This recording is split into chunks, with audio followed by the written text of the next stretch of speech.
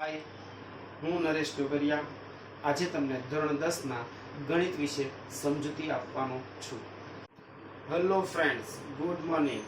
આજે આપણે ધોરણ 10 ના ગણિત વિષયમાં બોર્ડમાં કેવી રીતનું પૂછાય છે તે સમજવાનું છે અને ઉપરાંત એક ચેપ્ટરની થોડીક સમજૂતી લેવાની છે.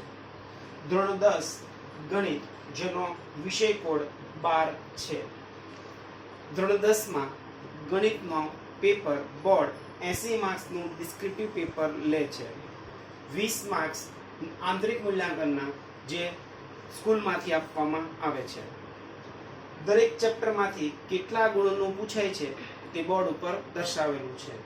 જેમ કે પ્રકરણ 1 માં 4 માર્ક્સનું પૂછાય, જેની અંદર 2 ગુણના ટૂંકા પ્રશ્નો અને એક સવાલ 2 ગુણનો પૂછાય છે.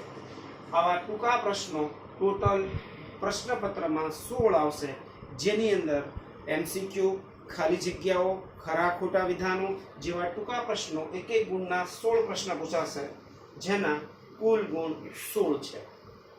બીજા વિભાગમાં 2 ગુણના સવાલો પૂછાશે, જે 10 પ્રશ્નો હશે અને બીજો વિભાગ કુલ ગુણ 20 નો રહેશે. ત્રીજા વિભાગમાં 3 ગુણના પ્રશ્નો, જે 8 પ્રશ્નો પૂછાશે, જેના ટોટલ ગુણ 24 રહેશે. અને છેલ્લો વિભાગ મોટા દીર્ઘતરી પ્રશ્નો, જેના 5 પ્રશ્નો હશે, દરેક પ્રશ્નના 4 ગુણ, એમ ટોટલ ગુણ 20 રહેશે.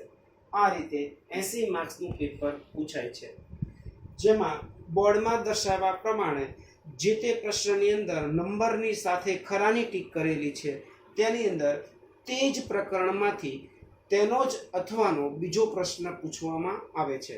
થોડો ફેરફાર શક્ય છે, પણ મોસ્ટલી આ રીતે બોર્ડની અંદર પ્રશ્નો ધોરણ 10 માં 15 ચેપ્ટરમાંથી પૂછવામાં આવે છે. ધોરણ 10 ના ગણિતમાં ચેપ્ટર પ્રકરણ નંબર 2 બહુપદી. આ ચેપ્ટર ધોરણ 9 માં તમારે આવી ગયેલું છે, જે ચેપ્ટર નંબર 3 હતું. એમાં જ થોડું આગળ તમારે સમજવાનું છે. બહુપદી ચેપ્ટર સમજતા પહેલા બહુપદી એટલે શું, તો બહુપદીની વ્યાખ્યા લખીએ. જે પદાવલીમાં ચલનો ઘાત અનઋણ પૂર્ણાંક હોય તેને બહુપદી કહે છે. ચલનો ઘાત અનઋણ પૂર્ણાંક આ ખાસ સમજવાનું છે. ચલનો ઘાત અનઋણ પૂર્ણાંકનો મતલબ, ઉદાહરણ તરીકે p of x બરાબર x ની 3 ઘાત પ્લસ 3x નો વર્ગ માઇનસ 5x માઇનસ 7. આ બહુપદીમાં ચલ x છે, જેમાં દરેક પદની અંદર x નો ઘાત અનઋણ પૂર્ણાંક, મતલબ પહેલા પદમાં x ની 3 ઘાત જે અનઋણ અને પૂર્ણાંક છે. એ જ રીતે બીજા પદમાં 2 ઘાત અને ત્રીજા પદમાં x ની 1 ઘાત. છેલ્લા પદને અચળ પદ કહેવાશે. આવી બહુપદી જેની અંદર ચલનો ઘાત અનઋણ પૂર્ણાંક હોય તેને જ બહુપદી કહેવાય. બીજું ઉદાહરણ, p of x બરાબર 6x નો વર્ગ માઇનસ વર્ગમૂળમાં 5x પ્લસ 3. વર્ગમૂળ 5 એ સહગુણક છે, જે x ની ઘાત અહીંયા 1 કહેવાશે, એટલે આ બહુપદી પણ છે એમ કહેવાય. બહુપદીના ઘાતાંક વિશે સમજૂતી મેળવીશું. બહુપદીનો ઘાતાંક, બહુપદીનો ઘાત અથવા ઘાતાંક. બહુપદીમાં જે પદનો ઘાત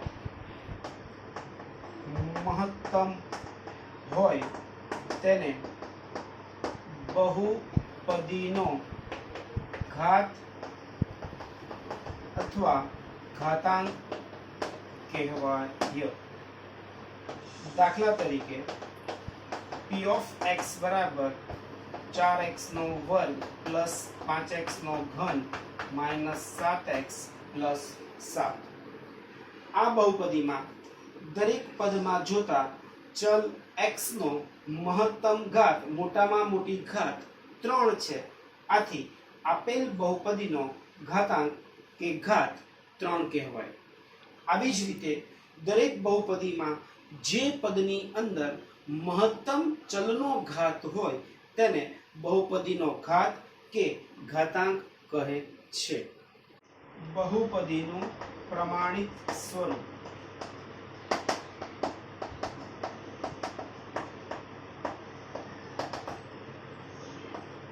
બહુપદીના પદોને તેના ઘાતના ઉતરતા ક્રમમાં ગોઠવતા મળતા સ્વરૂપને બહુપદીનું પ્રમાણિત સ્વરૂપ કહે છે.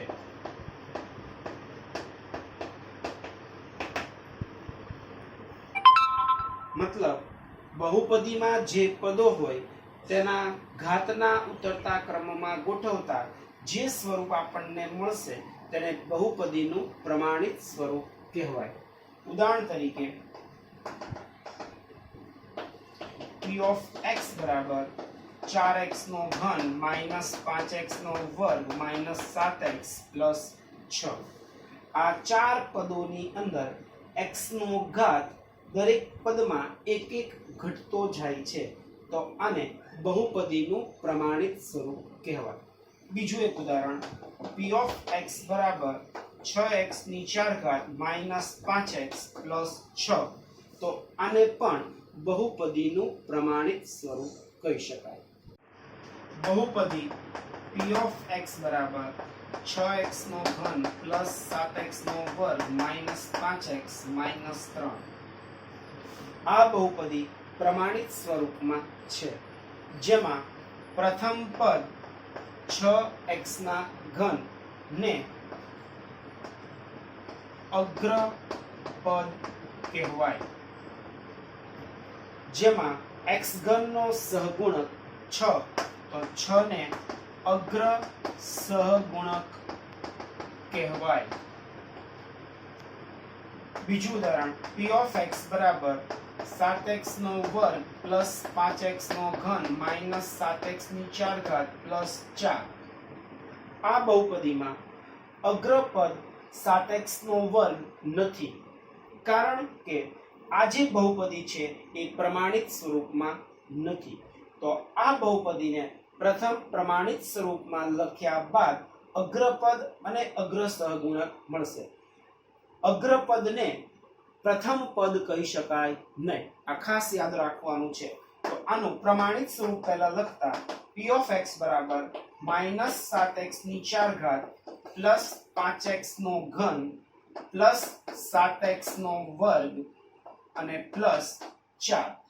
આ પદાવલીને પ્રમાણિત સ્વરૂપમાં લખ્યા બાદ જે પ્રથમ પદ હવે આવે છે તેને અગ્રપદ કહેવાય અને તેના સહગુણકને -7 ને અગ્ર સહગુણક કહેવાય. બહુપદીના પ્રકાર.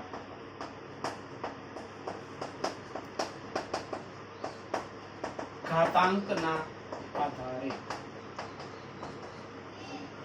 બહુપદીના મુખ્યત્વે જુદા જુદા 4 પ્રકારો છે, જેમ કે સુરેખ બહુપદી અથવા એકઘાત બહુપદી, બીજું દ્વિઘાત બહુપદી, ત્રીજું ત્રિઘાત બહુપદી, ચોથું અચળ બહુપદી. ત્રિઘાત બહુપદી કરતા વધારે ઘાતવાળી બહુપદીને બહુઘાત બહુપદી કહેવાય છે. આપણે અભ્યાસમાં પહેલા 4 પ્રકારનો અભ્યાસ કરવાનો છે, જે આ મુજબ છે. પહેલું સુરેખ બહુપદી. આનું બીજું નામ એકઘાત બહુપદી પણ છે.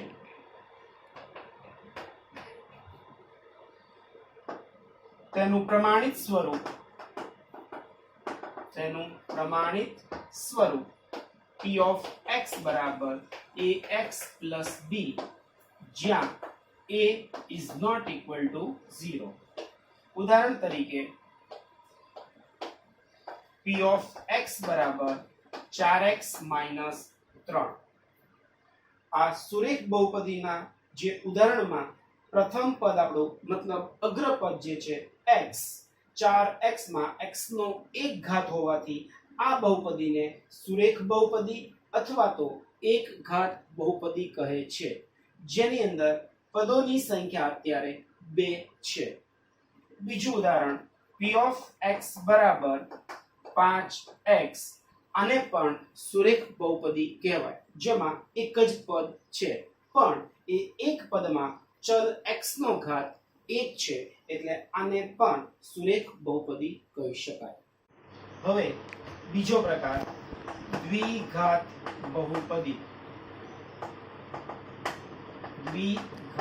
બહુપદી. તેનું પ્રમાણિત સ્વરૂપ p of x બરાબર ax નો વર્ગ plus bx plus c, જ્યાં a is not equal to 0 અને a b c belongs to R. જે બહુપદીનો મહત્તમ ઘાત 2 હોય તેને દ્વિઘાત બહુપદી કહેવાય અને તેનું પ્રમાણિત સ્વરૂપ ax નો વર્ગ plus bx plus c છે, જ્યાં a નું મૂલ્ય મતલબ x² નો સહગુણક 0 ન હોવો જોઈએ અને a b c એ કોઈ પણ વાસ્તવિક સંખ્યાઓ હોઈ શકે. ઉદાહરણ તરીકે p of x બરાબર 4x નો વર્ગ minus 7x plus 3, જેમાં બહુપદીની અંદર મહત્તમ ઘાત x નો 2 હોવાથી તેને દ્વિઘાત બહુપદી કહેવાય. બીજું ઉદાહરણ p of x બરાબર x plus 7x નો વર્ગ minus 6, આને પણ દ્વિઘાત બહુપદી કહેવાશે કારણ કે બીજા પદમાં x નો મહત્તમ ઘાત 2 છે. ઘાતાંક બહુપદીનો 2 થી વધારે કે ઓછો હોય તો તેને દ્વિઘાત બહુપદી કહેવાશે નહીં. દ્વિઘાત બહુપદી આ જ પ્રમાણિત સ્વરૂપમાં હોવી જરૂરી છે. ત્રિઘાત બહુપદી એ ત્રીજો પ્રકાર છે. ત્રિઘાત બહુપદી જે બહુપદીમાં ચલ x નો કે ચલ y નો મહત્તમ ઘાત 3 હોય તો તેને ત્રિઘાત બહુપદી કહેવાય. તેનું પ્રમાણિત સ્વરૂપ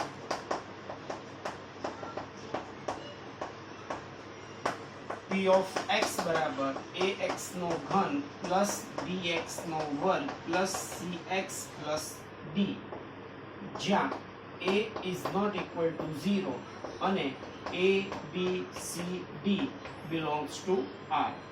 આનો મતલબ ચલ x નો ઘન જે છે તેનો સહગુણક 0 ન હોવો જોઈએ, જેને શૂન્યેતર સંખ્યા કહી શકાય અને a b c d એ કોઈ પણ વાસ્તવિક સંખ્યા હોઈ શકે. ઉદાહરણ તરીકે p of x બરાબર 4x નો ઘન plus 7x નો વર્ગ minus 5x plus 2, આ પદાવલીમાં મહત્તમ ઘાત x નો 3 હોવાથી આ ત્રિઘાત બહુપદી છે. બીજું એક ઉદાહરણ p of y બરાબર 4x નો વર્ગ minus 7 plus 6. ત્રિઘાત બહુપદી એ ત્રીજો પ્રકાર છે. ત્રિઘાત બહુપદી જે બહુપદીમાં ચલ x નો કે ચલ y નો મહત્તમ ઘાત 3 હોય તો તેને ત્રિઘાત બહુપદી કહેવાય. તેનું પ્રમાણિત સ્વરૂપ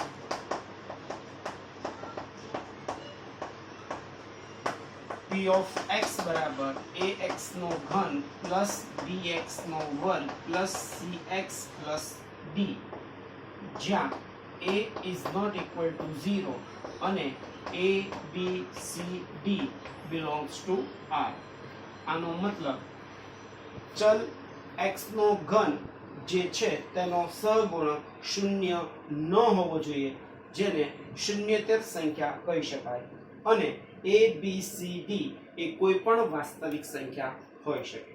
ઉદાહરણ તરીકે p of x બરાબર 4x નો ઘન પ્લસ 7x નો વર્ગ માઇનસ 5x પ્લસ 2. આ પદાવલીમાં મહત્તમ ઘાત x નો 3 હોવાથી આ ત્રિઘાત બહુપદી છે. ઉદાહરણ p of y બરાબર 4y minus 3y square plus 5y નો ઘન પ્લસ 4. આ પણ ત્રિઘાત બહુપદીનું ઉદાહરણ છે જેમાં ચલ y નો મહત્તમ ઘાત 3 છે. ચોથો અને છેલ્લો પ્રકાર અચળ બહુપદી. આ બહુપદીમાં ચલનો ઘાત 0 હોય છે. મતલબ જે બહુપદીમાં ચલનો મહત્તમ ઘાત 0 હોય તેને અચળ બહુપદી કહેવાય. તેને પ્રમાણિત સ્વરૂપ